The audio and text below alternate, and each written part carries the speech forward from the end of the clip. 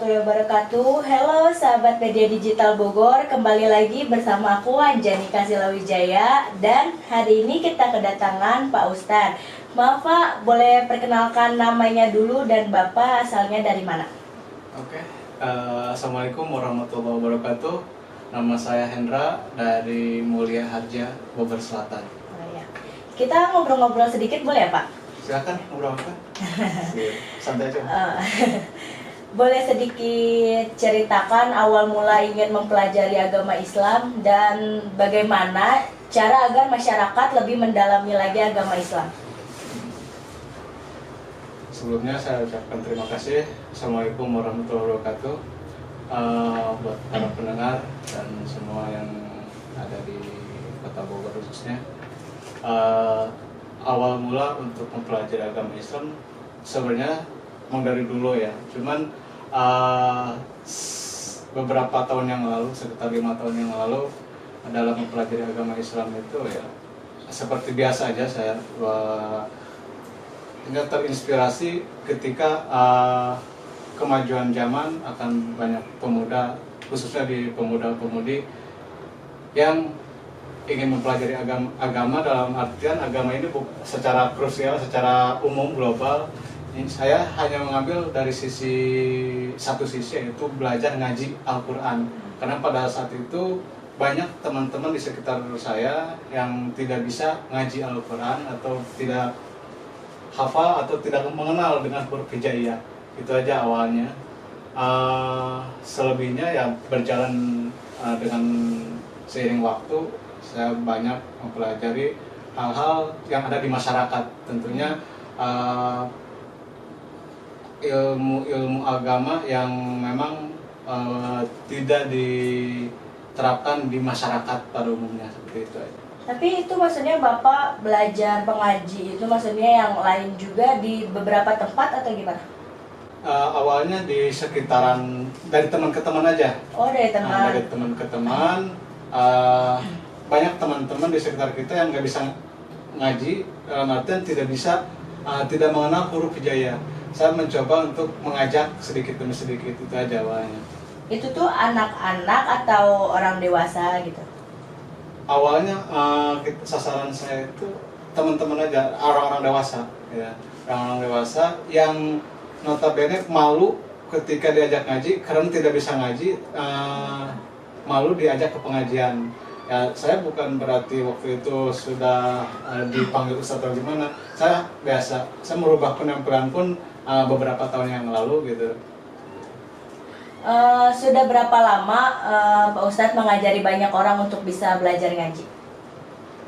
Sekitar 5 tahun berjalan, saya mencoba untuk mentransfer ilmu dari juz amma aja, dari dasar-dasarnya saja.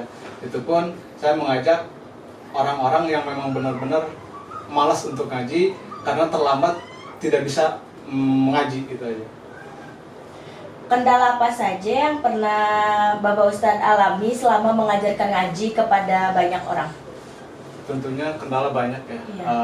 Dari mulai ketika saya merubah penampilan pun saya mencoba memberanikan diri untuk ngajak ngaji juz amma buat anak-anak yang udah dewasa, bahkan orang tua pun ada gitu. Waktu itu ada yang tidak sama sekali tidak mengenal huruf hijaiyah, ada juga yang terbata-bata ngajinya. Itu orang tua? Orang tua banyak waktu itu. Bahkan saya pernah bukan jejak apa namanya, kalau kayak saya suka apa namanya,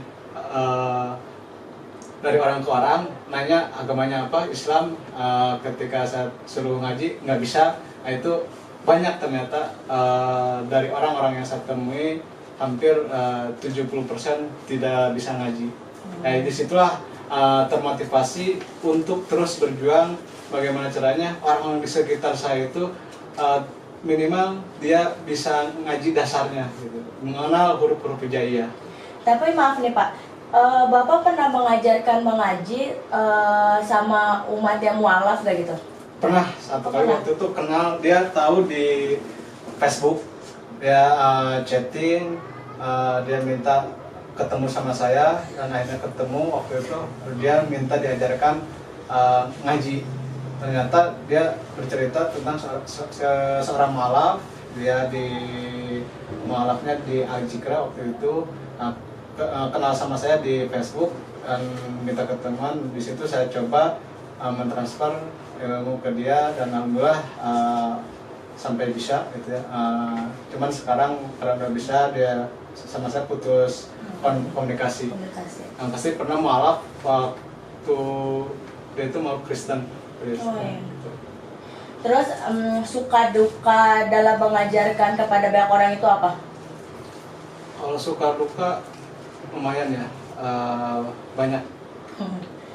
Terutama saya kan bukan sebenarnya secara waktu awal-awal ingin mengajar, ya tentu niatnya bukan untuk saya seorang ustadz atau gimana, hanya ingin mengajak orang-orang di sekitar saya itu bisa ngaji, sehingga banyak orang yang menganggap bahwa saya itu ustadz waktu itu. Bahkan ada orang juga yang mengatakan bahwa ustadz dadakan, ustadz gadungan dan lain sebagainya. Tapi itulah perjalanan di saat saya mencoba untuk membagi ilmu yang saya bisa, yang saya punya, dan itu pun niat awalnya tidak sama sekali untuk kedepannya bagaimana, saya nggak tahu. Yang pasti awalnya hanya ingin mengajak orang-orang sekitar saya untuk bisa mengaji dan mau berangkat ke pengajian. Karena pada saat itu kebanyakan ketika diajak ngaji ke majelis taklim, asumsinya itu dia takut disuruh ngaji Al-Quran dan lain sebagainya. Padahal tidak, gitu kan. Tidak semua pengajian itu disuruh ngaji, iya. Hanya mendengarkan saja. Kebanyakan waktu itu memang seperti itu. Makanya saya ngajak, kita datang aja dulu gitu.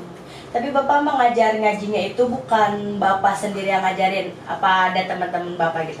Oh, itu saya sendiri. Sendiri. Bahkan sampai sekarang ada di satu wilayah di daerah Tajur, saya ngajarin anak-anak, bahkan ada orang yang sudah orang dewasa, yang sama sekali tidak bisa ngaji gitu, tidak bisa hafal, tidak tahu huruf hijaiyah, dan alhamdulillah sedikit demi sedikit sekarang bisa. Bahkan saya ngajarnya kan dari rumah ke rumah, atau kita via mau di mana nih, atau di masjid ini, kita di sana bareng-bareng gitu.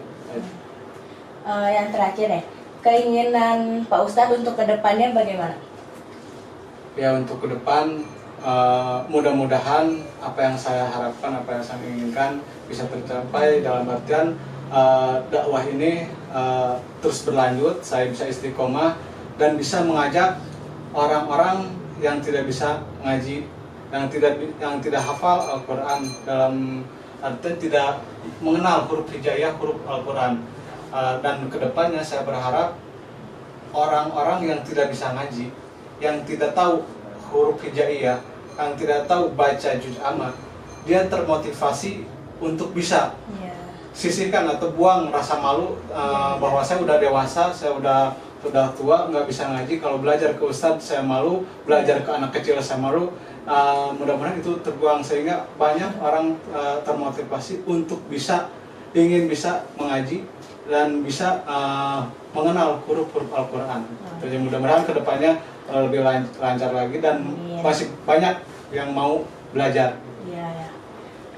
Oke, pendengar Radio Media Digital Bogor. Nah, tadi sudah bincang-bincang dengan Ustadz Hendra. Insya Allah kedepannya Bapak memiliki channel sendiri di Media Digital Bogor. Oke, mudah-mudahan bisa. Terakhir ini saya sampaikan sesuatu buat para pendengar. Kebetulan saya juga di Bogor Selatan itu sebagai Ketua Forum Silaturahmi Asatid Bogor, dan mudah-mudahan tidak hanya masyarakat yang bisa mengaji, tapi para asatid khususnya yang ada di Bogor Selatan, umumnya Kota Bogor ini, bisa mengajak dan mentransfer ilmu-ilmunya kepada masyarakat dan mengajak masyarakat, karena di masyarakat kita masih banyak orang-orang yang belum bisa mengaji, dan itu mungkin mudah-mudahan Forum Silaturahmi Asatid bisa memfasilitasi itu. Itu aja.